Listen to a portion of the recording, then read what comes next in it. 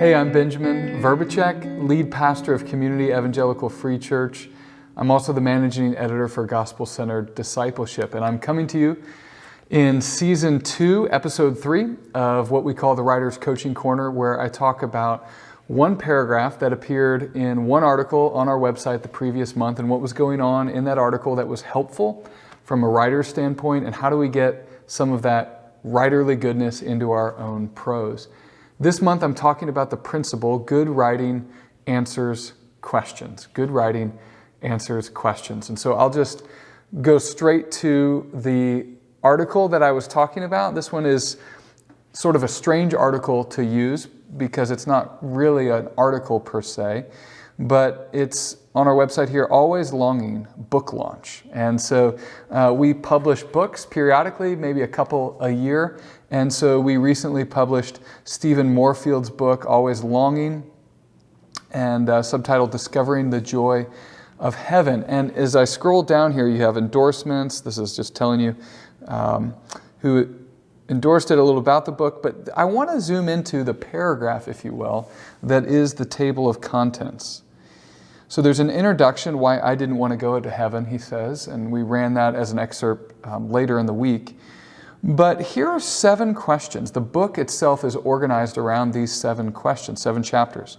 Does heaven matter? What happens when I die? How will history end? Where is heaven? What will we do in heaven? How should we wait for heaven? And finally, question 7, what does hell have to do with heaven? And then the conclusion is, if you can see it here, a question for you where he looks back to the reader and asks a question to him or her. And I think, particularly for this book, and you can see it sitting over, it's a wonderful strategy to group together themes and try to serve readers. So I think that's a principle we can learn something from, is to try to anticipate the questions readers might have and to answer them with our writing. That's a very servant-minded thing to do. And sometimes we don't have to even anticipate the questions. We actually receive the questions themselves. And so I want to talk about that just for a second. So we have at the Gospel-Centered Discipleship website a page here that says the Mentoring Cohort. Now this is a 6-month program where we get a number of authors out there in the Christian world to speak once a month for a couple hours, and there's a Zoom call, and there's homework, and there's coaching, there's editing, and for 6 months we pour into a group of 10 to 12 writers. And one of those speakers is Barnabas Piper. His is Writing for the Head and Heart. Now I'm chuckling already because when I went through this a couple years ago myself, which I found very helpful. If you haven't done it, there's a cost to it, but I found it very helpful. But I remember Barnabas talking about, really what is almost a trope of writing of, a lot of people are asking me.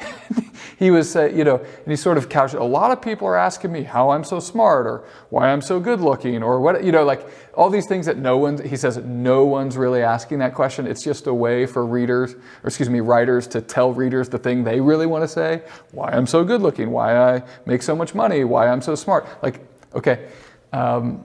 So there is a cliched version of this, a trope that shouldn't be used. But I really think at the heart of what is true about that, the goodness of writing to answer questions, there's something there that Christians can learn from. In fact, I have the Bible open here. 1 Corinthians chapter 7 begins this way. Paul says, now concerning the matters about which you wrote.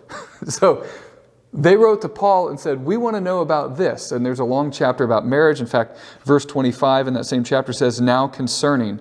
And the ESV, at least what I'm reading from here, puts a footnote that says, when he says now concerning, he's continuing to bring up the things that they mentioned. And so chapter 7, verse 1, chapter 7, verse 25. Chapter 8, verse 1 says, now concerning food offered to idols. You flip over to chapter 12, verse 1, it says, now concerning spiritual gifts. Okay, you were asking about this. I'll talk about what God has to say about that. Then if you go over to chapter 16, what is chapter 16 to us? He didn't write in chapters, but chapter 16, verse 1, now concerning the collection for the saints. They wanted to know about collecting money in a local church. And so Paul did all of that. Now, Just another example, if we went back to Romans chapter 6,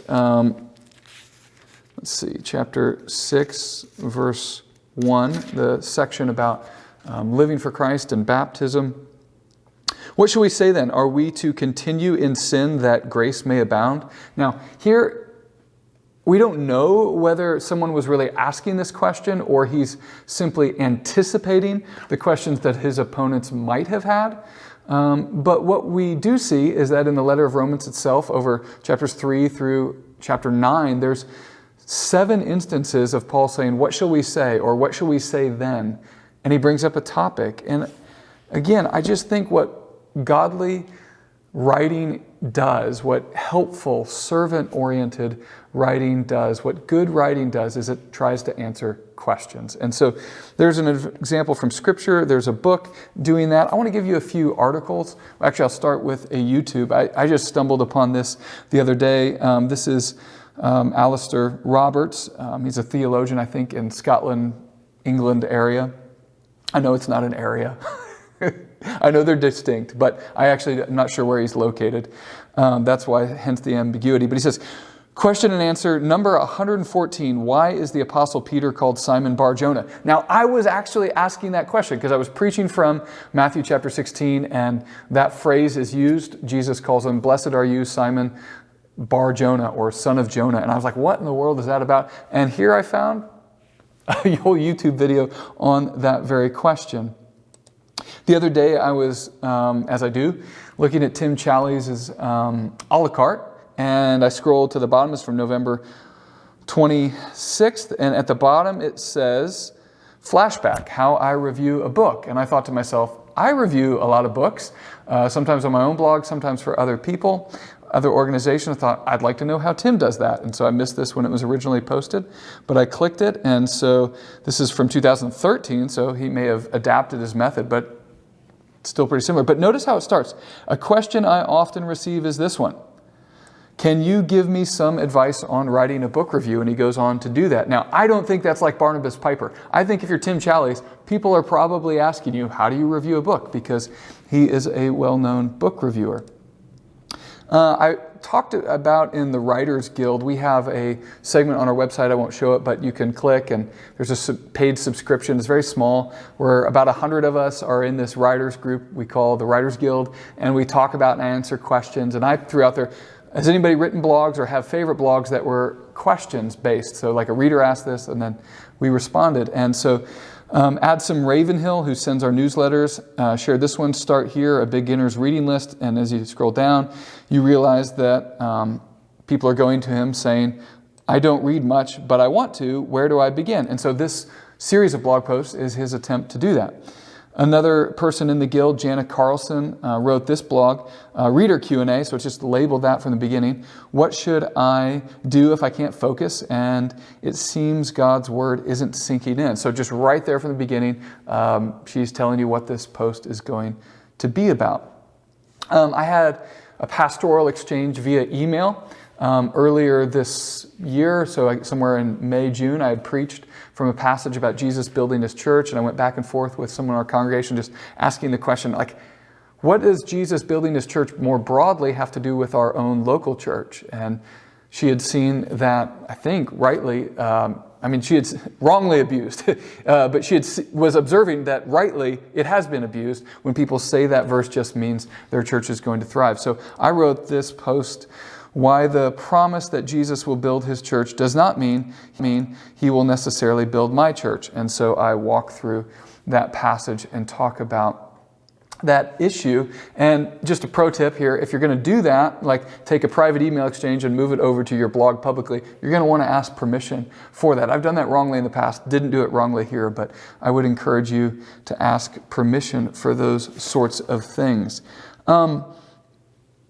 What I want to just say at the end is, so there's this example of this book. If you don't have it, please pick it up. It is a great book. It's like, $7, $8, $9. It's very affordable. It's a good book. And Stephen just so happens to be a personal friend of mine. So is that why I'm promoting it?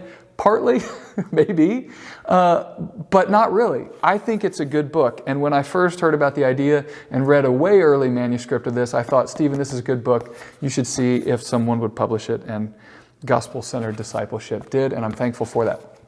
I have another book here that is much larger. If you hold these sideways, this is Wayne Grudem's Systematic Theology, and you can see my tape holding the binding together. Now, this is not necessarily saying, here's a question, here's my answer, here's a question, here's my answer. But what a systematic theology do is answering a whole bunch of questions that lots of people do have. It's usually just not naming, this is coming in a question-answer format. Now, I know Wayne Grudem is controversial for some things, the eternal subordination of the Son. That's a theological doctrine people have been talking about in the last few years.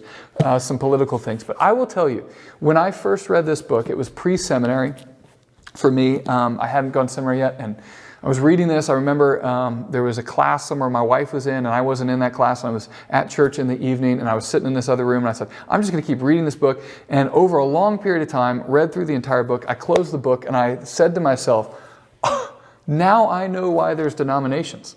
And I know that might feel silly. It feels silly in some ways now to me as a pastor, but at the time I thought, well, this guy preaches this way, or this church does these kind of things with music, or this church seems big or small, and those are the differences. Those are not the differences that set apart denominations and theology. There's a whole lot more to it. And so I'm so thankful for books like Wayne Grudem's Systematic Theology that helped me very early in my Christian life come to know the Lord better. So those are a few things I want to share with you. If you're interested in writing, sorry, here at church, someone's knocking on the door. If you're interested in doing posts like this, it's Christmas time, but the next holiday is Easter coming around the corner in a couple of months. So maybe you just put a call out to your readers and say, would you be interested? What questions do you have about the resurrection? What questions do you have about the atonement? What questions do you have about whatever? And then use those questions you get back as a series of articles you might write. And that also might be a way to help against writer's block if that's something you ever bump up against. It can invigorate you to think, okay, I'm actually writing a question or an answer to a question that a real person has and trying to help people with words, which is what Christian writers do. So I'm going to take January off, but I'll probably make another one of these videos, Lord willing, in February. Thanks for watching.